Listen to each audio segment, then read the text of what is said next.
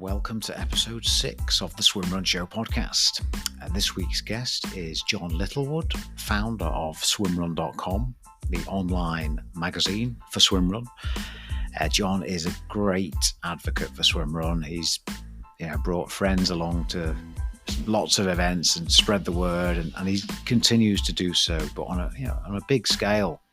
Swimrun.com is the largest online magazine for the sport, and it's doing some great things, which we'll chat about. He'll also answer a couple of your questions about kit, and that's one of his specialities. And it's a great chat. Before we do that, though, I was just doing some research, and I'm a little bit upset. The Oxford English Dictionary has 0 results for swim run, so it's not recognised in the Oxford English Dictionary. We need to change this. That's the next project. Anyway, let's crack on with Jon Littlewood, the founder of swimrun.com.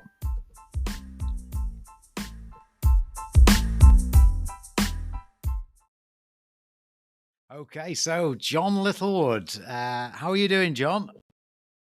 I'm good, thanks, Mike. Yourself? I'm good, very good. It's warming up a little bit, isn't it? It is, although seeing you sitting there in your coat is making me feel cold. Obviously, I can't see that on the podcast, but yeah, you're looking chilly over there. But you're in the wrong part of the world, of course, aren't you? That's the problem. It's probably still winter where you are. Well, yeah. There might be some snow on the mountains actually this weekend, but we'll see what happens there. So, Jon, I met Jon, I think it was 2019 or 20, and he had a super excited look on his face when I saw him. So I thought, this guy has definitely started swim running or something similar. So Jon, so where were you before swim run? Were you into sport, or what were you up to? You have to go back a long way to find any sporting history for me, and it was totally irrelevant to swim run. But I was back in the day. I got to sort of a junior national level as a sprinter, 100 meters and 200 meters. And when I was a kid, I couldn't even do the 1500 meters. I couldn't get it. That distance was way too far for me. I was an absolute specialist. Then basically I found, the things that people find as they get older, food and alcohol, and then I got very, very large. And then I met someone who was actually a pretty active person, and they dragged me out for a run. And this was, I'm not joking, this was late 2019. So it wasn't even that long ago. And I couldn't even get 5 kilometres, around about 3 kilometres, and I walked the other 2. And we were kind of doing an out and back, so 2.5 out, 2.5 back. So my partner at the time, she sort of ran out, and then I saw her coming back the other way as well when I was still heading out and things like that. So it was really, I was seriously unfit, and then just decided to get really into, I like the idea. I love being outdoors, and that was kind of the main appeal to me of running. And she swam as well. I didn't swim, and dragged me out for an open water swim, which was frightening. The water temperature was 12 degrees, the first open water swim I ever did. So it wasn't the best introduction, but I got really into it. To be honest, the overriding thing for me is being outdoors, so I ended up, kind of fast forward a little bit, ended up really trail running and open water swimming were the big appeals, the things that appealed to me. Swimming in a pool is kind of, in this country especially, a bit of a necessary evil sometimes, but it's not that fun, is it? And no. And running around our roads, it's okay, but I like a good trail run, to be honest with you. Okay, so 2019, you got kind of dragged along a bit, and then when was your first swim run then? So I was really late in the day compared to a lot of the kind of yourself and others, especially in our UK group. But I did my first one in 2020. I think, and it was Engadin. Oh yeah. So nice. I literally started open water swimming early 2020. And then I did the Engadin in July 2020. It was I think, talk about a baptism of fire. I did the sprint course. It wasn't, the full course. That would have been complete madness. But yeah, it was an interesting experience. I've got to say, Yeah. it was. I found the swimming in actually the swimming in Engadine, other than water temperature. So you may know is actually not that hard. It's kind of Mm. very calm, and but for me, I found the swimming incredibly challenging. And then when you're, let's face it, walking up the side of a mountain, and you're doing it for about 3.5 kilometers. Think, what am I doing here? But actually, obviously, stunning place, Engadine. Yeah. Great, Beautiful. a great introduction. If you're kind of the main thing, like for me, is being outdoors and sort of that, kind of getting close to nature, then obviously Engadine is kind of great start to proceedings, at least in that Yeah. respect. Yeah, that's a brilliant start. That explains why you had that kind of. I think I met you just after you'd done Engadin, and you had that kind of Just glow about you. You'd found almost like you'd found a religion, but better than a religion. Yeah. So That's a great start. So you've you've obviously cracked on with swim running since then, and you founded something called swimrun.com, which is the leading online swim run magazine in the world, I believe, John. That's probably big fish in a little pond, Mike. I think is the but yeah. Look, I mean, a couple of things happened which really worked out. I actually, because as you saw, bit of background.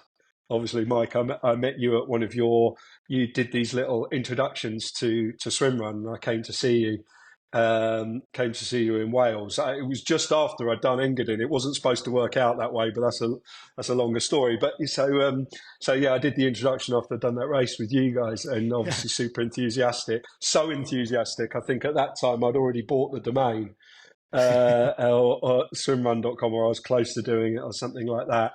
I didn't really know what I was going to do with it, to be honest with you. And then it started to kind of come together a little bit. But I met, when I was really sort of trying to work that out, I met Fred Newton, who was Mhm. the race director for Brecker back in the Yeah. day.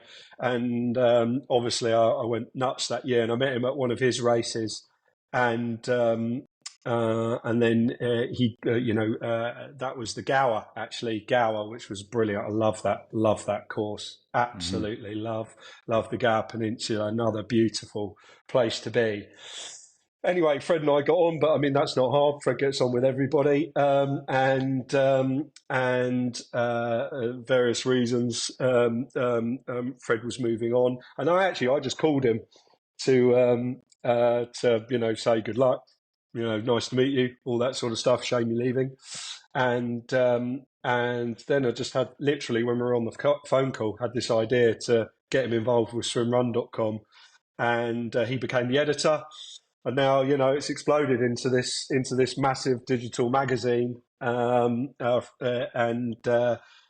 we do various bits and pieces now, and it's been, yeah, it's fun because we love the sport, right? So that's Yeah. number one.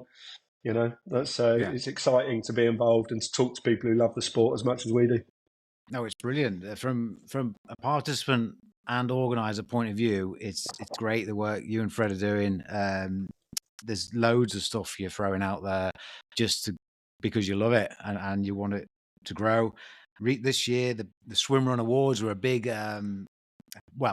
thing in my life. I don't know, but yeah, that was cool. You got international kind of judges. There's all sorts going on. What was the idea behind that? Just to create a buzz, I guess.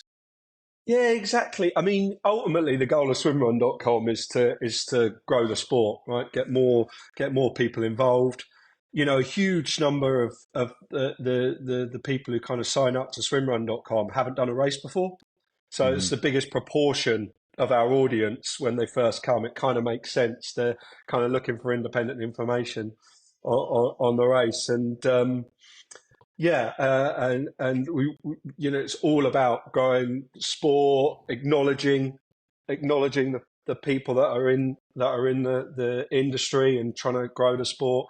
And the awards is a great way of doing that. It's actually the second year that we've done it, believe it or not. But obviously, year one we were absolutely tiny and no one knew who we were. This year, it absolutely exploded.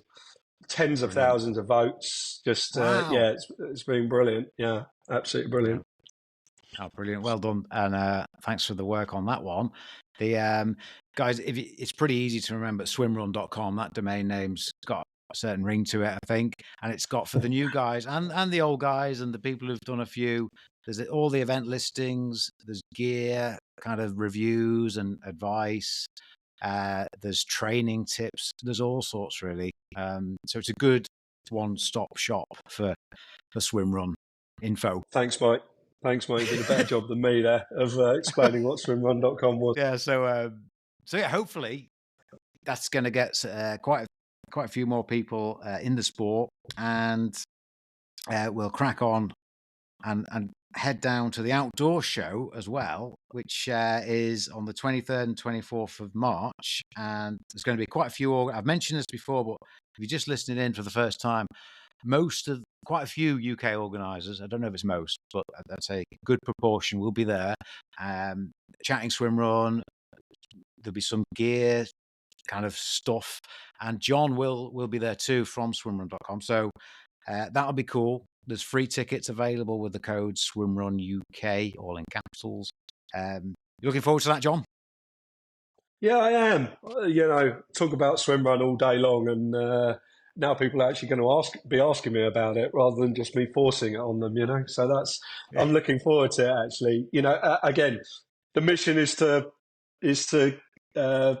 make more people aware of the sport, right? Get them involved. So I'm looking forward to doing the show. Also, it's good to see it'll be good to get together with our UK crowd, events organisers and so on. We've done a good job of sort of organising together a little bit. A bunch of us have met face to face, obviously, done races all over the country. So kind of know each other all reasonably well. So, it'll be fun to see everybody as well, to be honest with you. I'm looking forward to it. Yeah. No, look, it looks like a great schedule. Just swim run and all the other outdoor stuff going on. So in terms of we've actually got a couple of questions, Jon, from the listeners. First one about hand paddles. Okay. So here we go. Did you? Well, basically, it's what's the best? I mean, it's an impossible question. What's the best swim run hand paddle? And that's from Jon. Thanks for that one, Mike. Appreciated. You're right. At least you teed it up as an impossible question to answer. I think, I think, and I've heard it on your podcast and people talk about it. I think first and foremost, always the thing to remember with swim run kit is that actually, you don't actually need any of it. I think that's the important thing to say. Maybe a wetsuit in certain water temperature, but you get people who are kit lovers and people who are kind of a bit more minimalist. I mean, Simon, outdoor swimmer, absolute minimalist kit man. He was on your podcast a few weeks ago, Fred refers to me as the editor of swimrun.com as Captain Kit, because I unfortunately am a maximalist when it comes to when it comes to kit. So look, I think the hand paddles are an important piece of kit. What's the best hand paddle? Sometimes the best hand paddle is no hand paddle.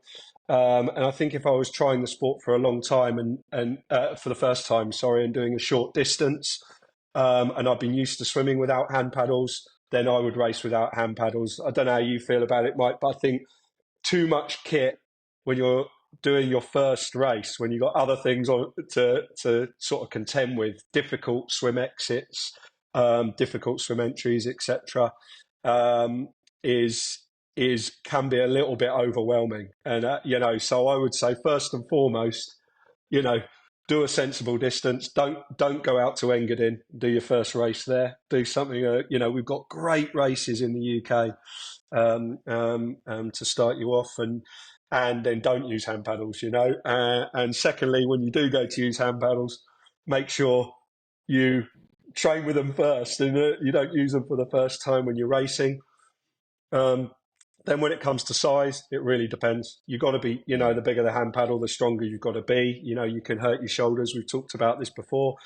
What I would say, I can talk about personal experience a bit, but what I would say is when it comes to training, the general rule across the board, this is not just from me, I've heard this many, many times, is, if you can buy more than one hand paddle, then train with something large and then maybe use something a bit smaller when you actually race. That seems to be quite a common thing, whether it's right or not. I sort of understand the logic behind that. What I would say is, you talk about cadence a lot with swimming for speed. Smaller hand paddles, of course, your cadence, your sort of arm turnover, tends to be a little bit quicker. Personally, and you'll know this, Mike, from doing a few events or with me, or when we've done some course recce's together, is I use quite reasonably large hand paddles. I use these Evolvent hand paddles. They're medium. They're called medium, but we both know those Evolvent hand paddles are pretty large. You tried them actually when we did one of your course recce of your course together. You didn't like them at all. You use really small hand paddles. I know. I like them, and yeah, it does. You do get a slower arm turnover or cadence. But I found, obviously, if you're kind of more focused, kind of on that catch and so on, you can get. I find efficiency-wise, they're great. And in fact, the longer the distance I go, personally, I actually like the larger hand paddles. I know some people say it makes them tired, but I actually prefer that. I prefer, a slower cadence, because what I find is it gets my heart rate down. So in fact, I find that lower heart rate, it gives me a chance actually to sort of recover a little bit than for some hard running. But I'm not the best swimmer. And one thing I'm noticing, sort of in that mid-pack and lower level, bit different with the top guys, is I've noticed better swimmers or people with the strong swimming background tend to prefer smaller hand paddles or no paddles at all. I come from running, and I've noticed that the kind of running crew tend to like quite large hand paddles. So I don't know what that tells you, but I think maybe if your technique isn't so great, and then larger hand paddles can give you a bit of an advantage. Yeah. It's what.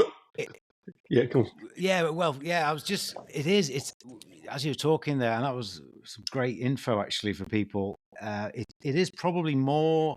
We say whatever suits you works, or train with it, but it's probably the most kind of the product, if you like, or the bit of gear that has the most individualism in a way. Trainer's wetsuit and even a pull buoy is pretty kind of standard, if you like. But with the paddles, there's so many different shape designs, different sizes.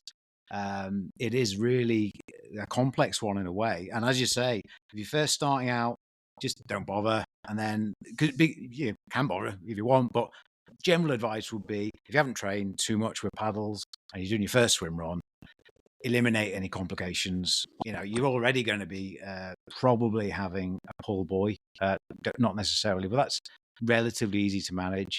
But yeah, it's a big topic. You said I didn't like them. I haven't given up on the Evolvent. I like. I've heard some good things from different people, so I definitely want to give them another go.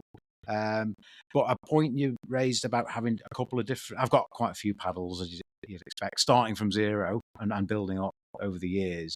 But I tend to now take two, even if I'm racing, I take two sets. My TYR Catalyst, which you'd probably call them small, but they're not too small. But in terms of swim run, they're quite small. They're great in the wind if it's rough and windy, etc.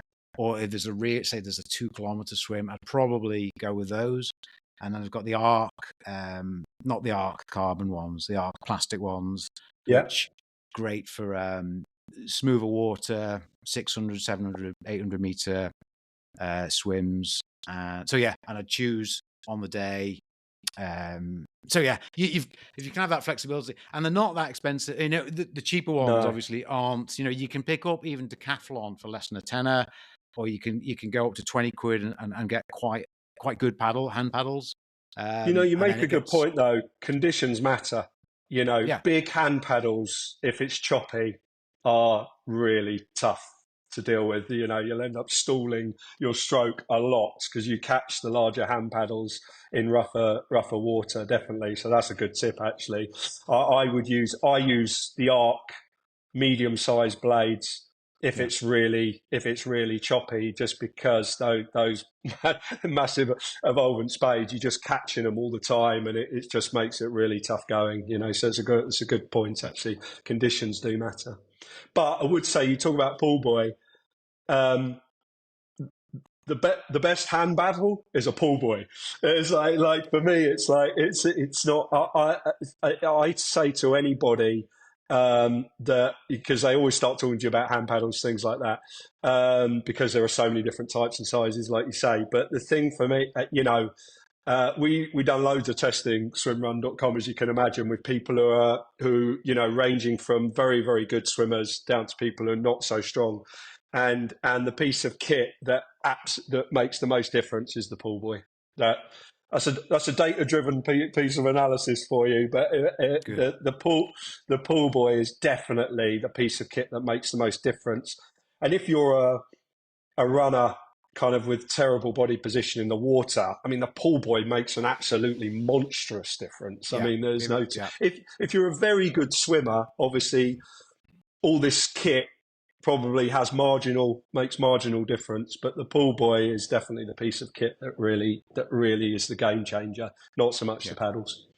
Yeah, 100% agree with that. Yeah, definitely. Cool. So you're given a calm day, evolvents would be your choice, your weapon.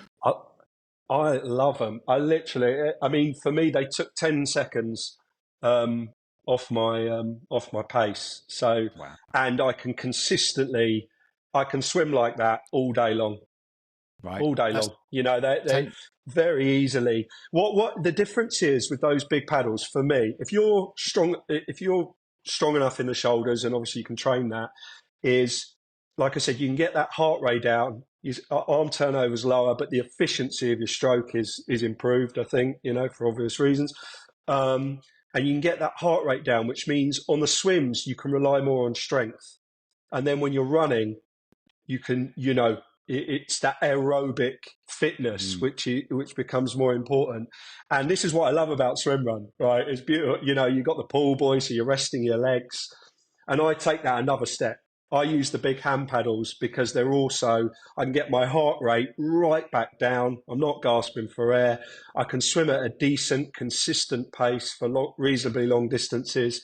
And then when I get back out on that run, I'm feeling kind of almost strangely fresher again. It's so for me, that's why I go that route. It's because my partner Fred, the editor, is an amazing runner. So we've got standing any chance of keeping up with him when we race together. I just need I need to calm things down on the swims, basically, and being able to rely on your strength on the swim rather than aerobic fitness is on really, really long courses is I think a great advantage. Yeah. So it takes 10 seconds per 100 meters off. Yeah. Yeah. Yep. Wow. Even Cool. compared to other well-known brands. Yeah. Wow. Okay. Well, I know Chris Goodfellow, who's a British former pro triathlete who did very well at the World Champs this year. Well, 2023. He uses those, and he does rate them very highly. So I'll definitely have another look at those ones. They were the judges' choice at the swimrun.com annual awards. Actually, it's been a great advert for Evolvent, hasn't it? But look, a lot of top swim runners really rate those paddles. There's got to be something in it, I'm assuming. But yeah, anyway. Yeah. Okay. But probably, as John kind of has said throughout, you wouldn't start on those, would you? You'd build up to them. Yeah. No. Cool. No, I wouldn't start with those. Cool. Great stuff. So we've got a question here from Susan. Wetsuits. There's lots of different types of wetsuits with different features. Any tips from you, John? Yeah, definitely on wetsuits. Got an opinion on everything when it comes to kit, Mike. That is a fact. But one of the things, you get wetsuits with pockets and other features. Obviously, water temperature matters, etc. But one thing that I never thought about, so I'll just mention this, so I don't waffle on, is sleeves versus no sleeves. And actually, when it comes to keeping yourself warm in the water, obviously the key bit really is your core, so your the core of your body. What I notice most importantly, especially if you're a solo swim runner, is that cabbing down with a suit with sleeves is incredibly difficult, and then it's really hard as well to get that suit back on when you're running. So pretty much without in all my races now, I race in a sleeveless a wetsuit. I think it makes an absolutely massive difference. Even to the point where one of my wetsuits, I won't say which, I actually took the sleeves off because this is a wetsuit that's designed for summer racing, but it originally had sleeves on. I think you might have this wetsuit as well, Mike. And I took the sleeves off it because it was very sticky, the material, and it was very hard to cab down in the hot weather. So for me, I love a sleeveless suit, and if it's a bit colder, you get these separate arm sleeves that you can put on if you really want to. I don't bother.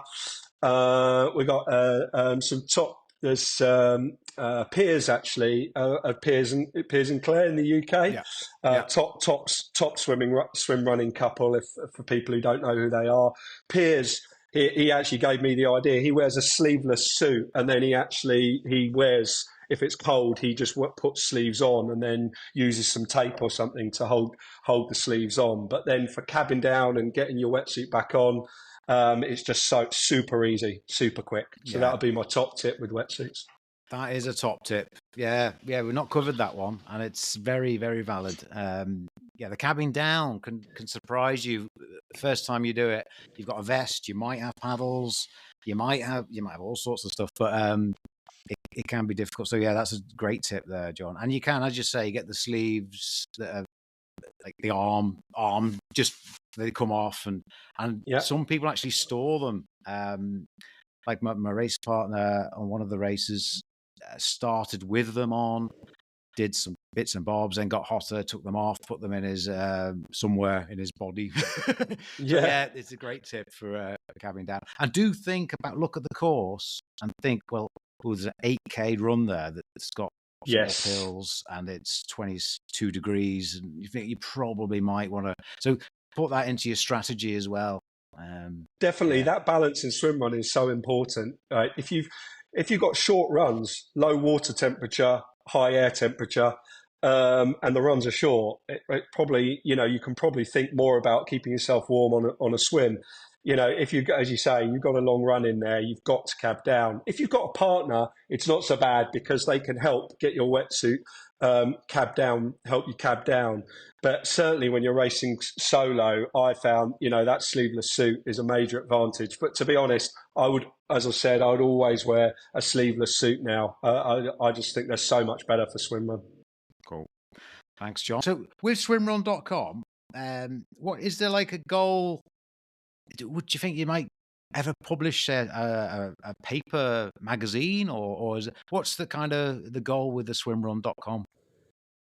I think you never know, do you, Mike? But the short answer is probably no. I think it's the global nature of swimrun.com that probably makes printing a global a sort of a print magazine probably less likely. Whether we have something more physical at events later, we might look at, we're looking at providing race review cards at events, for example, might be a physical thing that we might do, because we want more and more information, more and more feedback from participants on races around the world. We get that feedback anyway, but we really want to extend that, not just for the benefit of people looking for races in the future, but actually also to feed that back to race organisers like yourself as well. So, we're all here to try and grow the sport. We're all here to kind of, get as many participants as long to those races as possible. And kind of, how it goes. We all work together to try and make sure, races are as enjoyable as possible for people, and that as we grow the sport, that we make it as inclusive as possible, and that as many people as possible have got access to these events. Okay. So something like that. But yeah, swimrun.com. Who knows? Right now we just want to try and help grow the sport, and I'm not going to pretend that won't help swimrun.com in the future. Of course it will, but its original goal, I don't think will ever change, and that is to grow the sport. That's the increased participation, grow the sport, grow awareness. Cool. And what do you think? It feels like there's definitely more events coming online in the UK and across Europe. A few have dropped away, but on average, I'd say there's more events, particularly in America over across the Atlantic there. Yeah. Do you think it's going to take off participation wise in 2024, or what would you forecast? I think the markets that we know are going to, and it's happening already in some respects. You just touched on one there, the US market. I think with obviously Lars at Odyssey Swimrun, which was obviously the big US brand, doing that deal with Ertiller, who are the big global brand, I think is obviously huge, and it's meant that more people have paid attention over there. I think to the sport, because it was newsworthy. Really, you can see that growth. We've seen the growth at swimrun.com. Because we look at our traffic, where it's coming from and so on, and 30% of our traffic comes from the United States now. That was that even just a year or so ago was only around 10 to 12%. It's massively growing in the States. It's definitely an exciting, definitely in the States, it's quite an exciting time, I think. The other, obviously, Sweden, of course, it's huge, where it originally started, but a relatively small place. France, because obviously what happened with Triathlon Association out there, them sort of adopting swimrun as a sport, meant clubs out there, for those who don't know, clubs, of course, Mike, but clubs out there have to do, I think, at least one race a year or something like that, I think. And obviously that has had a huge impact in France. So we've seen a huge uplift in traffic, from France. I think those are probably the main places that it's really growing, for a technical reason, and it being in France and in US. I think because of that now, that kind of focus from Ertiller and Lars over there, to grow the sport. You've also got some great advocates for the sport in the US, like the likes of Marcus Barton, and I can see it really growing out there. Obviously, it's a huge country, so it's great. Plenty of people to do it. I think the UK. I think we what we've got here. We're country of entrepreneurs in the UK, and what you're seeing is and no doubt you'll know this better than I do, Mike, but we've seen a real explosion in the number of events in the UK, and already we had quite a lot of, we had more. I think we had more events in the UK than we've got in the US, right? I think that's the sort of that's where we are, and US is just under 400 million population. Ours is just around 70 or whatever, and we've got more swimrun events here, which says a lot. That is going to be interesting, isn't it? I think. I don't know how you feel about it, but I think hopefully that's a good thing, because in more places, sometimes maybe people haven't participated because just they can't do the race in one day. With races on more people's doorsteps, I'm hoping what we'll see because of that is more participation. Yeah, But it is a challenge in the early days for the UK. I think probably this growth in races is going to mean there's just a small, that same pool of participants is kind of spread a little thinner. I don't know what your thoughts are on that. Being an organizer yourself, an organizer. yeah. I think yeah, long term it'll be great, and I think short term it'll build the base, as you say. There's more races in more places, and those places, some of them are nearer population areas of high density, as opposed to having to go to a national park like Snowdonia or the Lake District. You can go near the southeast, or so yeah. Building that base, and then those guys that have tried one that's not too far away, which was less committing, if you like. The following year, maybe 2025, there'll be more going further. So yeah, I think in the long run, it'll be a great thing. And then, yeah, I think 2024 will still be, relatively small numbers, but just building the base, I suppose. Yeah, you make a good point. If you're going to try something for the first time, kind of, going somewhere quite far away and booking a hotel and doing all these kind of things feels probably pretty challenging. So yeah, look, races closer to people. Hopefully we'll get them over that first step, doing their first race. And as you say, then, we all know they'll be hooked once they've tried it. Yep. So Yeah. then they're going to be willing to go further afield at that point. Yeah, that's it. So, so John, you last time I saw you was it in Cannes? Yeah, Possibly, mate. but you've been injured since. Oh, last time I saw you in person. But you've how are you doing with your injury? Have you got any races lined up this year, or what's happening? As you said, been recovering from an injury, so quite a lot of tendon damage. So obviously that's quite tough as you know, to recover from those kind of injuries.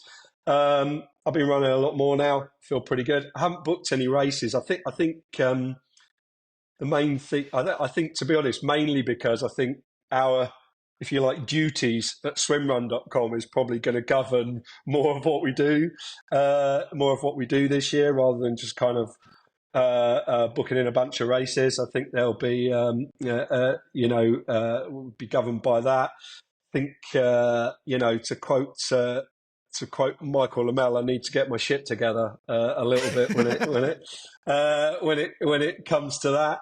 We got a great kick-off weekend in the UK though. The beginning of May, just to give you a little bit of a nod there. I think we've got a double header Yeah, in May, haven't we? So I think we've got Jude and Paul's race down south here. And then I think it's that way around, or is it? Theirs is the Sunday, yours is the Saturday. You got the Liverpool. that's right. Yeah, Liverpool event Saturday, and then Liverpool Thames Young Mariner on the Sunday. So yeah, there you go. Much better advert, your version. Yeah. So yeah. That's the kickoff weekend, I believe, the start of the season. I don't 18th and think 19th. they're Yeah, big weekend. 18th and 19th of May.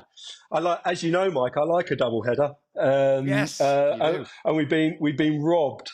We've been robbed this year of the double header in Wales, I believe. So we needed something, but you're still part of a double header this year. So that's the big double header. Got those two races. So I might again, from a swimrun.com point of view, these kind of new formats of races. You've talked a lot about your eliminator race and how that works. I think those things are interesting. I've noticed, as Keen as Mustard have tried something new, Swim Run. You've got all sorts going on now. Michael Lamel the other day was talking about, those kind of backyard formats. If you kind of know ultra running, you kind of understand the backyard formats. These sort of things, I think it's exciting. I think it's great because, again, in terms of being inclusive and getting more people into the sport, you need different formats because different things are going to appeal to different people. So that's kind of exciting. So Yeah. hopefully I'm going to do that double header in the UK Wow. at least, and then we'll see what happens. Brilliant. Brilliant. Double header. Coming back from injury. Good Yeah, man. well, I've noticed, to be honest, with my running, short formats may not be the best thing to do. I've noticed with my running, it's been long, slow runs are okay. As soon as I start to pick up speed, then it gets a bit twingy. It's that kind of, I think, the longer stride and all that starts to, I start to feel that a lot more the next day. Feel that a lot Right. more the next day. But I've never been particularly quick, so it doesn't matter too much. So, okay. So that's that. And last but not least, have you had any interest from America in terms of well, you've had 30% of your traffic come from America. Yeah. But do you have the race organisers over there contacting you, or any brands to do some features or? Yeah, look, we talked to. I mean, to be honest, it's just been we've had a lot. We've done a few bits and pieces with Lars in the past, and obviously we did something with Lars when the news came out that that Ertila were buying Odyssey. We've done a few bits and pieces. Marcus was a judge. Oh yeah, Marcus Barton was a judge for the Swimrun Annual Awards.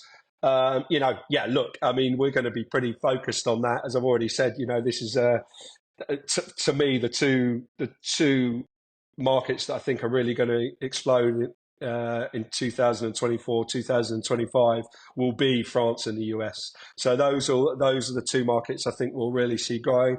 What I've noticed in Sweden already, which is obviously the maturest of the markets where it all started, is that is where a lot of the innovation is coming from. I don't know if you feel that way, but from and a bit in France, but you're seeing kind of these new formats coming through a lot in those places, and also getting younger people into the sport and so on, and all these kind of things. It's kind of you kind of feel like they're at that next phase, yeah, and I noticed. And again, where we're great, I think in the UK, is probably in terms of that innovation in the sport and how it's changing. I would say we're maybe I'm slightly biased, but I would say we're sort of very close second in terms of innovation, in terms of format and so on. We're seeing a lot more difference. The US is like this young, big market where right now they just need to put on races and fill them up, I think. And so that's why I think we'll see an explosion there. Obviously big country and kind of a lot of low hanging fruit still in the US. yeah. It's just picking up on one of those points there, John. Getting the young, kind of the 18 to 30 almost bracket. Yeah. I've noticed on my Spotify analytics that 50%, dead on 50% of the listeners are in the 45 to 59 years bracket. Yeah. And the 18 to, well, it's 18 to 27 is like 4.8%. Obviously, they're listening to Taylor Swift and stuff like that. But that's the way to get that audience on side, Mike. But yeah, just get Taylor Swift on the show. That will cover it off. Look, I think yeah. I mean, look, we see similar stats at swimrun.com. I think multi-sport in general has this issue a little bit, and you know what I'm going to say here. I think that there is a cost here, and you touched on something that I think with more races going on in the UK and ones that are just down the road and that are a little bit more accessible, the shorter distances and so on, I think are really helpful. I think shorter distances are helpful because number one, it's more accessible. They tend to be cheaper, of course. And third, it does put, you know how it goes, it puts a lot less emphasis on the kit. Because, if you're going to go and do a 50-kilometre race somewhere where the water temperature is 13 degrees, you have to think pretty seriously about the kind of kit you're going to have, and everything from nutrition right the way through to wetsuits, paddles, pool buoys, and all these other things, what you're wearing under your suit and all that. All these kind of things become a big consideration. If you're going to do a kind of 3 to 5 kilometre course just down the road from you, clearly that's a different thing altogether, if you're not going to have to book a hotel room and so on. So if we're going to get younger people involved, it has to be more cost effective for them. And I think these races where you can kind of do everything in a day is going to matter a lot. If you get, a lot of the stuff I've done in the past, and I'm sure, you were obviously involved in swimrun a lot earlier than me. Let's face it, in the early days, we're talking almost weekends or very painful weekends in terms of travelling and so on, or long weekends. It's a huge commitment. And a lot of people that age have either got young families or they haven't got a lot of money and so on and so forth, or they do jobs, which means they don't have the flexibility. So these smaller races closer to people, I think, are gonna matter a lot. Jude and Paul's races in Oxford and places like that, where they're just easier to get to, good transport links, etc. I think are going to make a big difference. Because you're right, you need to think about that a lot if we're going to grow the sport. These people have to come through. Yeah. Great. Okay. Well, Jon, thank you very much for coming on the show. It's been great to chat, as ever. Good to speak to you, Mike, as always. Thanks for having me on the show. Good luck with it. It's great to see you on there doing this. I think anything which hopefully helps grow the sport and gets more people interested, from my point of view, is a good thing. And I only want to support that. Thank you. Good man. And hopefully see you in Liverpool on the 18th of May. Yeah. All right, bud. I'll see you in Liverpool on the 18th of May. Perfect. Good, cheers, man. Mike. Thanks, bud.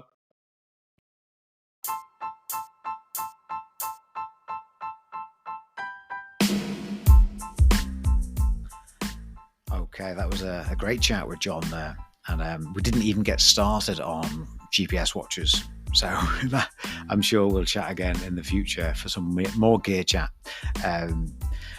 What else is happening? Oh, yes, we did have a question that was quite specific to Swimrun Liverpool from Emma. Great question. She's basically asking, how does it work if you enter as a relay team?